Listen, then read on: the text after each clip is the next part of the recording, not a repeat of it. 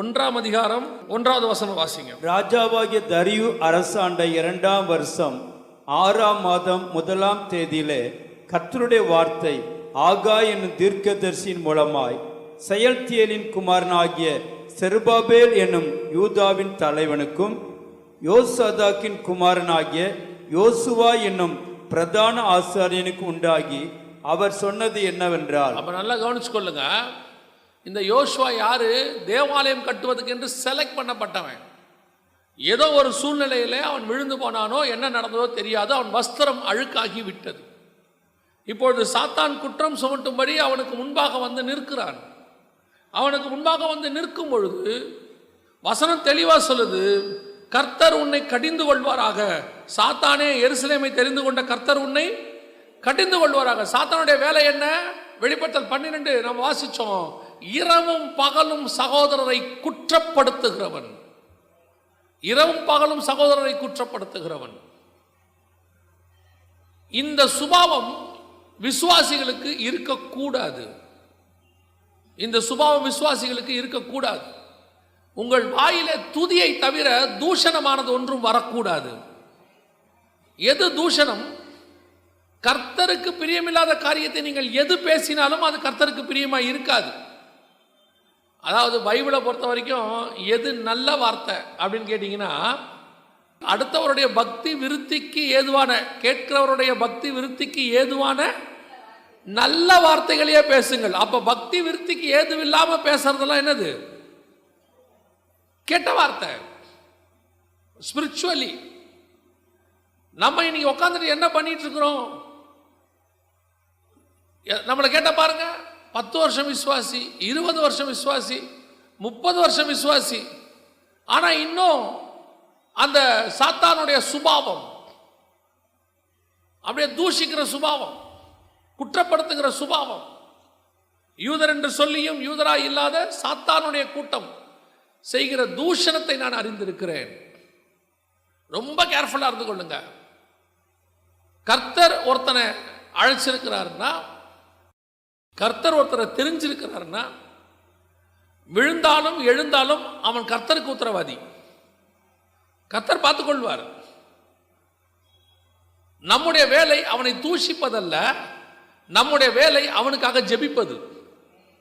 கிறிஸ்தவத்தினுடைய மிக முக்கியமான காரியம் என்னவென்று சொன்னால், ஒருத்தன் விழுந்தா அவனை தூக்கிறது தான் கிறிஸ்தவம். மேலும் அவனை போட்டு அமுக்கி கொள்றது கிறிஸ்தவம் அல்ல. எப்படியாவது அவன் என்ன வரணும்? மேல வந்துடணும். அவனால் பாதிக்கப்படுகிற ஜனங்களை நாம் எச்சரிக்கிறோம், அது வேற. ஆனால் அவனும் மீட்கப்படணும், அவனும் காப்பாற்றப்படணும். இப்ப நம்ம பல நேரத்தில் என்ன செய்யறோம் அப்படின்னா,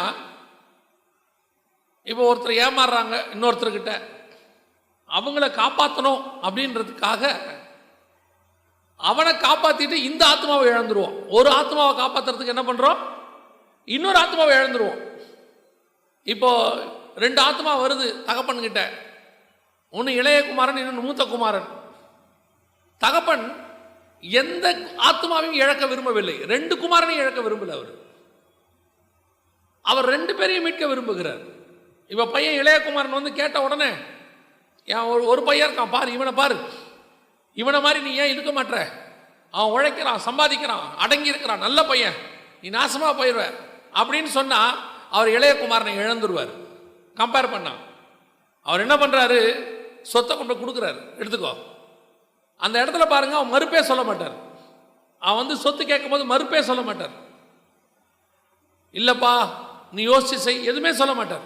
உடனடியாக அந்த சொத்தை பிரிச்சு கையில் கொடுத்துருவார். என்ன காரணம் அப்படின்னு கேட்டீங்கன்னா, இவர் என்ன சொன்னாலும் கொடுக்காவிட்டால் அவன் வந்து இவரை வெறுக்க தொடங்கிடுவான். இப்ப கேட்ட உடனே கொடுத்துட்டாரு, போயிட்டான். இந்த தகப்பன நோக்கம் என்ன தெரியுமா? கண்டிப்பா இந்த சொத்தை ஒரு நாள் அவன் அழிப்பான். இந்த சொத்து அழியும் போது அவனுக்கு என் ஞாபகம் வரும். ஞாபகம் வந்துச்சுன்னா திருப்பி அவன் வந்துருவான் என்கிட்ட. சொத்து போனா போது நான் என் பையனை காப்பாத்திடுவேன். சொத்து அழிவுள்ளது, என் பையனுடைய ஆத்மா அழியாதது. அவனை நான் காப்பாத்திடுவேன். ஒருவேளை நான் கொடுக்கலனா கடைசி வரைக்கும் அவனுக்கு என் மேல கோபம் இருக்கும், அவன் திருந்த போறதும் இல்லை.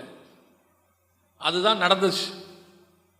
ஒரு ஆத்மாவை கூட இழக்க தேவன் விரும்பவில்லை. துன்மார்க்கனுடைய ஆத்மாவை கூட சாகிறது அவருக்கு பிரியம் இல்லைன்னு வசனம் சொல்லுது. இன்னைக்கு நாம அடுத்தவங்களை பத்தி கவலைப்படுறதே இல்லை. அதனாலதான் ஆண்டவர் நம்ம கிட்ட ஒரு வேலையை கொடுக்கல. என்ன வேலையை கொடுக்கல தெரியுமா? ஒரு ஓமையில போய் ஆண்டவர் சொல்லுவார், நல்ல விதைகளை விதைத்தான், ஊழியர்கள் நித்திரை பண்ணினார்கள், வேலைக்காரர்கள். அப்பொழுது சாத்தான் கொண்டு வந்து களைகளை விதைத்தான்.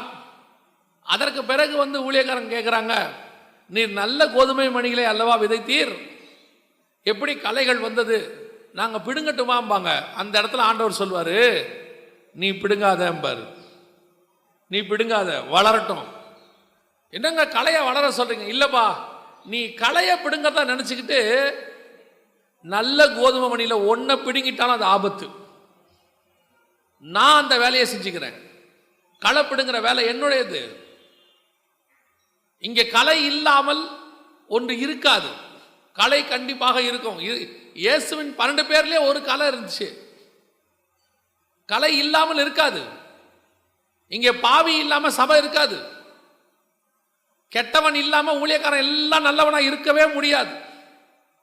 ஏன் அப்படி சொல்றோம் அப்படின்னா, நாமெல்லாம் நல்லவங்க ஆகிறதுக்காக வந்திருக்கிறோம், ட்ரை பண்ணிட்டு இருக்கிறோம். ஒவ்வொருத்தரும் ஒவ்வொரு ஸ்டாண்டர்ட்ல இருக்கிறோம். என்னை விட மேலான ஸ்டாண்டர்ட்ல இருக்கிறவனுக்கு என்ன பார்த்தா பாவியா தெரியுது. ஏன்னா அவன் வளர்ந்துட்டான் ஆவிக்குரிய வாழ்க்கையில. அவன் வளர்ந்ததுனால கீழே இருக்கிற என்ன பார்க்கும்போது அவனுக்கு என்னவா தெரியுது? பாருங்க, வசனத்தின்படி அவர் இந்த தப்பை செய்யறாரு. அதுவே எனக்கு என்னோட கீழே இருக்கிறவனை பார்க்கும்போது எனக்கு அவன் குற்றம் தெரியுது. ஆனா இயேசு கிறிஸ்துவுக்கு என் குற்றம் தெரியல. ஒரு நாள் இவன் ஏறி மேல வருவான், அன்னைக்கு ஒண்ணுமே இல்லாம எனக்கு ஈக்குவலா அவன் நிப்பான்னு அவர் அதைத்தான் பார்க்கிறார். இன்னைக்கு சபை குற்றப்படுத்துகிற ஸ்தலமா மாறிடுச்சு. சபைனா சொல்ற விசுவாசிய. நிறைய பேர் சபை ஏதோ சர்ச்சை சொல்றேன்னு நினைக்கிறாங்க. ஒவ்வொரு விசுவாசியும் ஒரு சர்ச்சு, தேவனுடைய ஆலயம். இன்னைக்கு நாம அந்த தூஷணமான வார்த்தைகள் யோசித்து பாருங்க. இயேசுநாதருடைய வார்த்தைகளை நல்லா கவனிச்சு பாருங்க. எவ்வளவுக்கு எவ்வளவு ஹர்ட் பண்ணாம பேசணுமோ அவ்வளவுக்கு அவ்வளவு பேசுவார். ஆனா அதுக்காக காம்ப்ரமைஸ் ஆக மாட்டார். காம்ப்ரமைஸே ஆக மாட்டார். ஆனா ஹர்ட் பண்ணாம பேசுவார். அவன் சொல்றான், நல்ல போதகரே, நீர் முகதாட்சண்யம் பார்க்க மாட்டீர் என்றும் உள்ளதை உள்ளபடி சொல்லுவீர் என்றும் நாங்கள் அறிந்திருக்கிறோம். அப்படி சத்தியத்தை நீ சத்தியமா பேசினாலும் சின்ன குழந்தைங்கள்ல பெரிய வயசு உள்ள வரைக்கும் அவர் பேசுறத கேட்க ஓடி வந்தான்.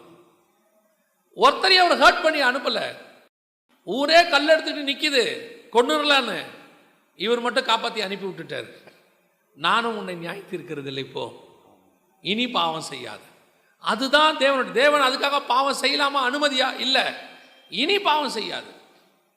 நம்முடைய வேலை அடுத்தவரை தூஷிப்பதல்ல, அடுத்தவரை குற்றப்படுத்துகிறது அல்ல, அடுத்தவனுடைய வீழ்ச்சிக்கு காரணமாக இருப்பது அல்ல. கூடுமான வரைக்கும் அடுத்தவனை தூக்கி எடுக்கிறது தான் நம்முடைய வேலை. அதுதான் கிறிஸ்தவம். ஆமென். ஒரு வாலிப பையன் 25-26 வயசு இருக்கும்.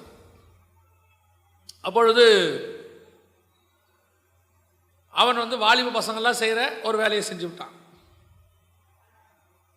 அது எல்லா வாலிப பசங்களும் தேவனை அறியாதவங்க செய்வாங்க, தேவனை அறிஞ்சவனும் செய்கிறான்.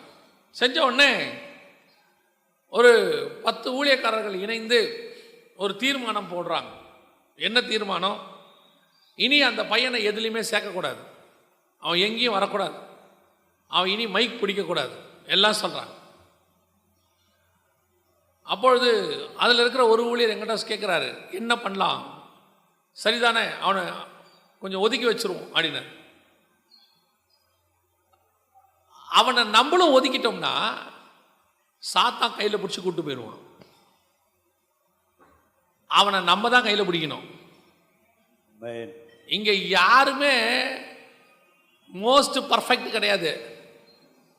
இங்க யாருமே பூர்ண பரிசுத்தவான் கிடையாது. எனக்கு தெரிஞ்சு இயேசுநாதரை தவிர கீழே விழாம மேலே ஏஞ்சி வந்தவங்க வேற யாருமே கிடையாது. எல்லாம் ஏதோ ஒரு இடத்துல கீழே விழுந்தவங்க தான். ஒரு தடவைக்கு 2 தடவை, 2 தடவைக்கு 3 தடவை, ஏன் ஒரு நாளைக்கு 7-70 தடவை விழுந்தவங்களாம் இருக்கிறாங்க. அவங்கள எல்லாம் தேவன் கையை விடாம பிடிச்சதுனால தான் இன்னைக்கு விசுவாசியா ஊழியக்காரனா பெரிய ஆவிக்குரியவங்களா வந்து நின்றுட்டு இருக்கிறாங்க.